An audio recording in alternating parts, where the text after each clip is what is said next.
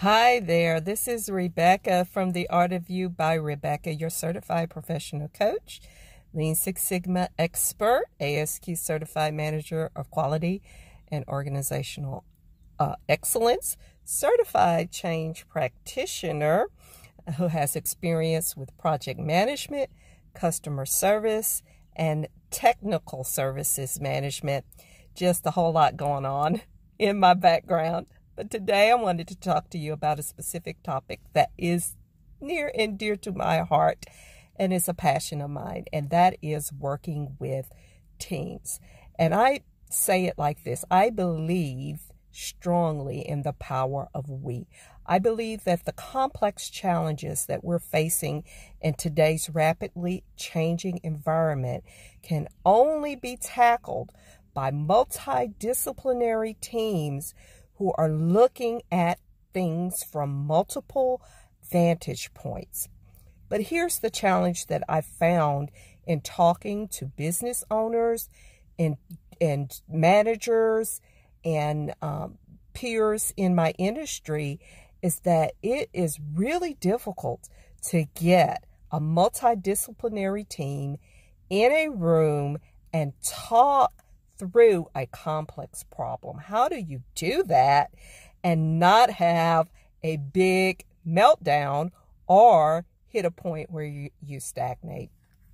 And so I have been digging into some areas of research, personal research for me, and personal and professional growth for myself, and learning how to deal with teams and team dynamics.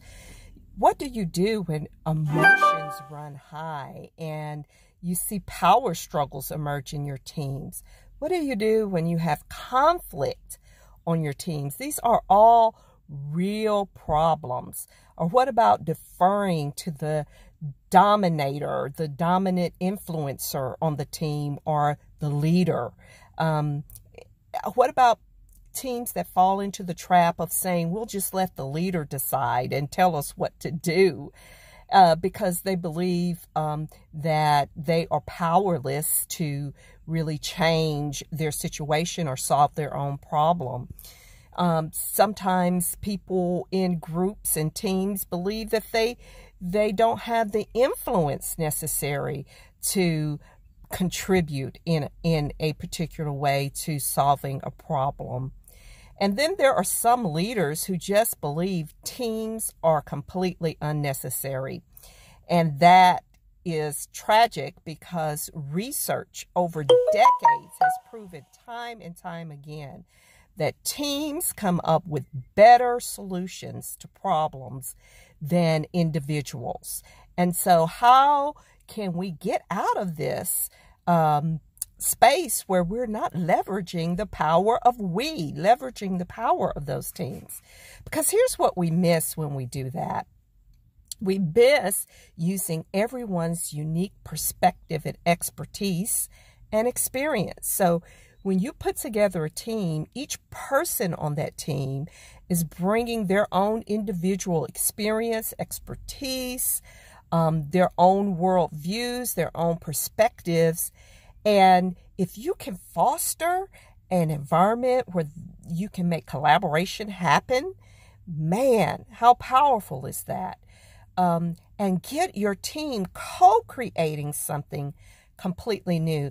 There's a whole bunch of talk about innovation and how do you make innovation happen inside of a company, or how do you make innovation happen for your business? Well, I can tell you this: you don't do it by letting your employees live in their individual bubbles, right? And how can we engage our groups, our teams, and motivate them to work together and collaborate to create sustainable change? And it comes with another bonus, which is when you get a multidisciplinary team together and you get them co-creating and collaborating and sharing and innovating and creating something new, what you end up doing is enriching your individuals who are on that team. So you get a bonus of individual development as they share and learn together. So you can break down those silos that are so easy to build up in teams. So how do you do that? Well, I have been digging into 3 different approaches that are combined can help you navigate the complexity of dealing in multidisciplinary teams where emotions run strong, where people are passionate, but they also have a lot of unique experience and expertise that they can contribute to helping you solve your problem. The first of those is the group decision-making model. And the second is game storming, which is a co-creation mechanism that you use when working with a team to create. And the third thing is the mutual learning mindset. And when you combine these 3 principles together and in a multidisciplinary team who is tackling a complex problem, what you get is fostering an environment where engagement just happens, right? And you can, using these 3 modes of operating, create an environment where these teams are creating sustainable agreements. And what I mean by a sustainable agreement is one that gets all of your key stakeholder needs addressed. Wouldn't that be wonderful if you could solve a problem and not miss a perspective that may get you into trouble with one of your key stakeholders?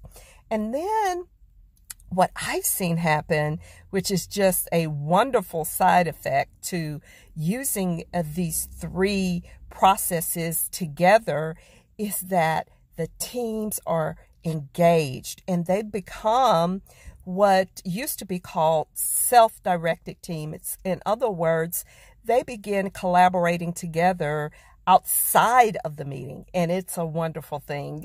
So if you're interested in this model that I've created, which is bringing these 3, this trifecta together, group decision-making, game storming, and a mutual mindset, I want you to follow me on my medium.com blog. I'll put the link down in the description to the video. Follow me on my medium.com blog, and I'll be blogging about this. And I want to hear from you. What are your challenges that you have with getting your team together that are coming from different disciplines or different parts of an organization, or if you've got a team and people are serving in different roles and you want them to solve a particular operational problem with your business, and you want to engage them in that process? What are some of the obstacles that you face when you do that? And let's figure out together how we can navigate around those. So you'll be hearing more from me. If you have questions, you can hit me up. I'm at info@theartofu, that's the letter U, by Rebecca.com. And I'll put my email address down in the links. You can follow me here on YouTube.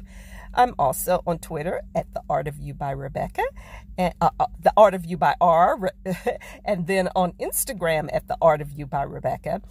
You can also find me on Facebook, Rebecca Mott. Have a wonderful day, and I'll talk to you again real soon.